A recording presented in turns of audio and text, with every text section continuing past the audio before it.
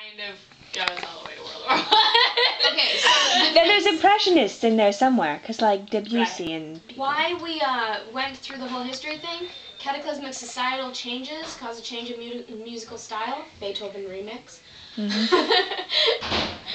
Individualism becomes important, especially for Beethoven. Is this during Romantics?